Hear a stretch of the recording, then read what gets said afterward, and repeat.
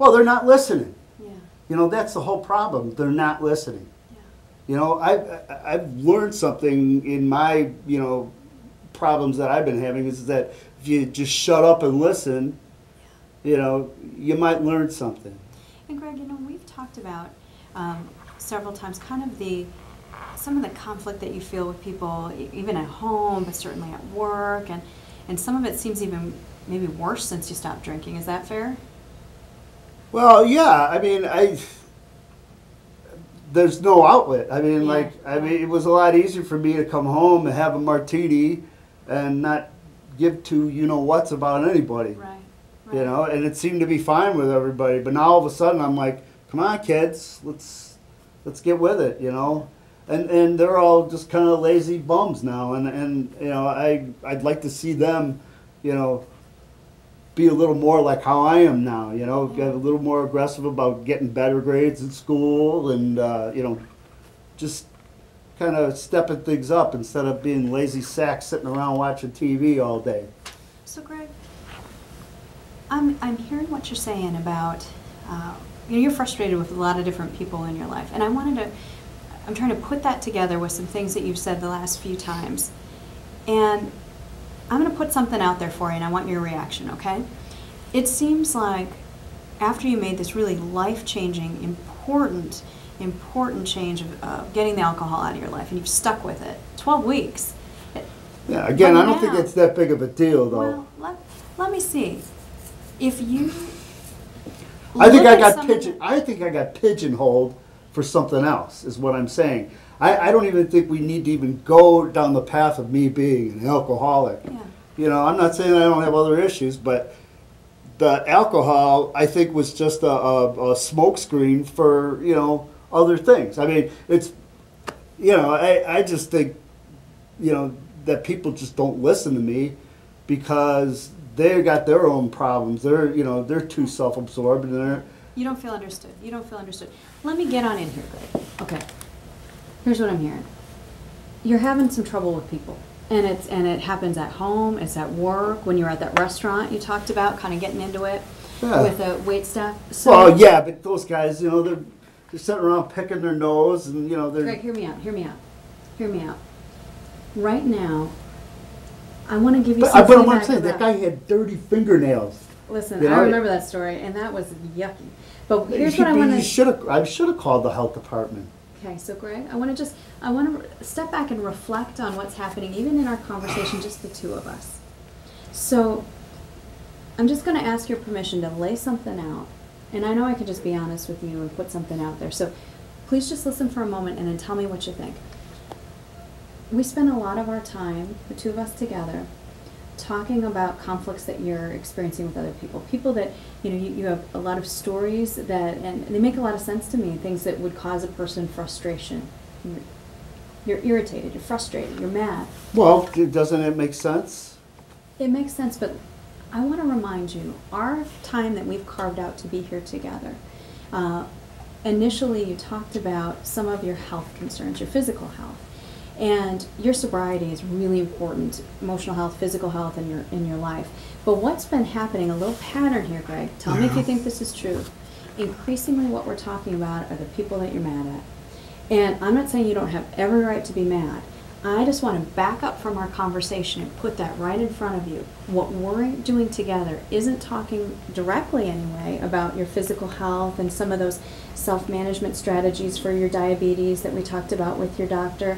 We're talking about frustrations you have about the label of alcoholic. You don't like that. The label of, you know, being in those AA groups and those people, and just the conflict with people around you. We're talking a lot about it. And why did you bring up my diabetes, though? So, because I mean, again, I got that under control. Another label. Yeah, you just gave me another label on that. So, and that's what just happened between us. That is increasingly happening in our conversations, and it is this is your time, but I want to remind you of what you said matters to you. I'm not sure you're hearing me. Okay. And I'm not sure you're hearing me. So let's take turns. Why don't you tell me what you're hearing me say? And I want to do the very same for you. What are you hearing me say, Greg? Well, you're saying that I need to solve my problem. Let me try it again, because I don't think that's what I'm saying. Okay, I'm going to try it again, because I'm going to try one more time. I'll try many times. I want to make sure we're on the same page. What I'm saying is, this conversation that we're having, each time we meet, often spins into an area of who you're mad at. And Well, they're mad at me, though. yes, conflicts with people. Yeah. And now we can talk about that. But let's decide what's the good of it. Where do we want to go with that? Because I will tell you there are some themes and even some stories like the waiter that I've probably heard 4 or 5 times. And it's a bad story, it's an aggravating story. But I want to, just to put out there for you to know, there is this kind of repetition and loop. And when people get angry and talk about frustrating things, they get more angry. Is that helpful to you? Is this what you want to have happen during this time? It's not the way forward as I see it. What did you hear me say? Well, you told me that I'm just like continuing being angry and I'm not getting anywhere.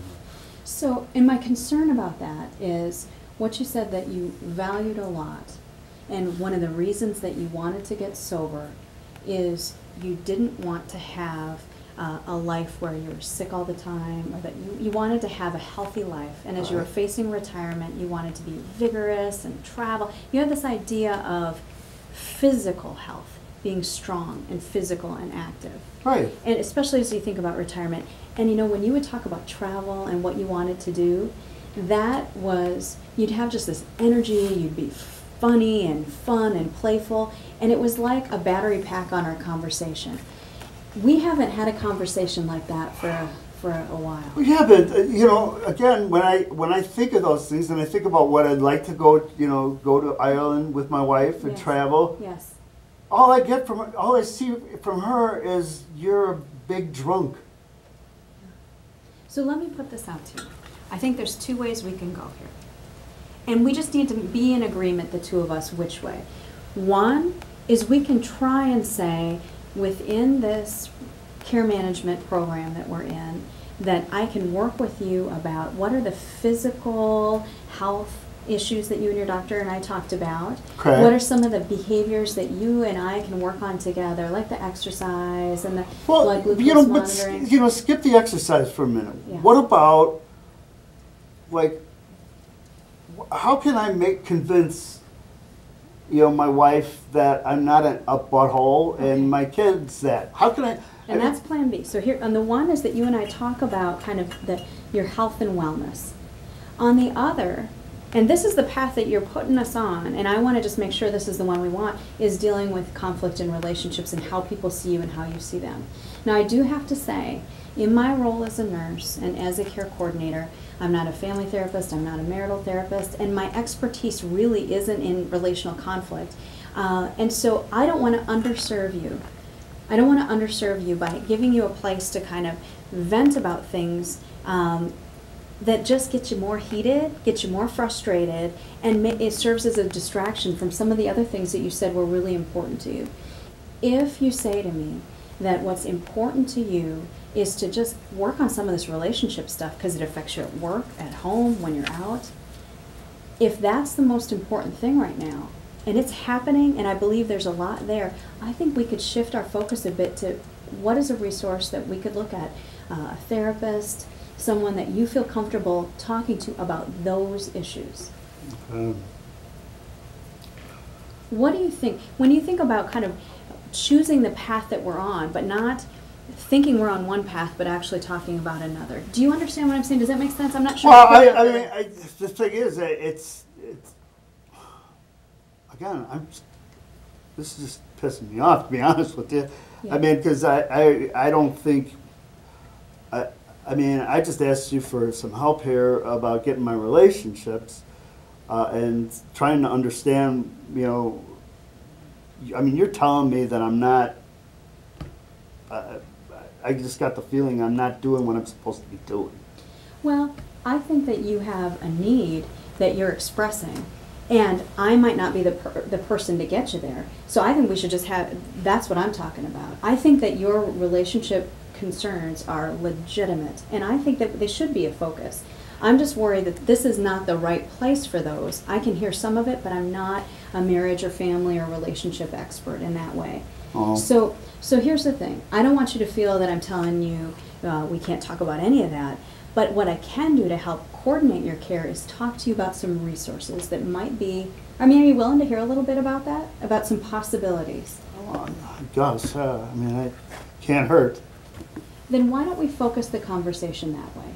Because what you're talking about matters, and I think that if you have the expertise to help you with some of this conflict, now's the time to do it. I wouldn't want conflict to risk your sobriety or the things that you want to have for you in your life for moving forward.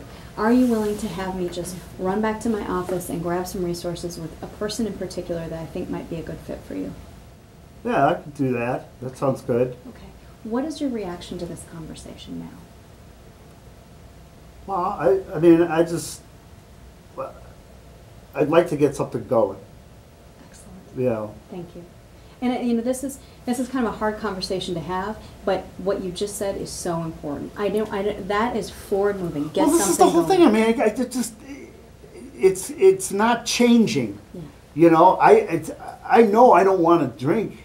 And I mean, I got that, and I just wish everybody let me off the hook on that.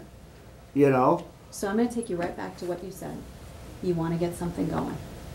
All right? Yeah, but it ain't happening. So what I'm going to do is I'm going to run to my office, I'm going to get a resource, and let's get something going. Thank you. All right.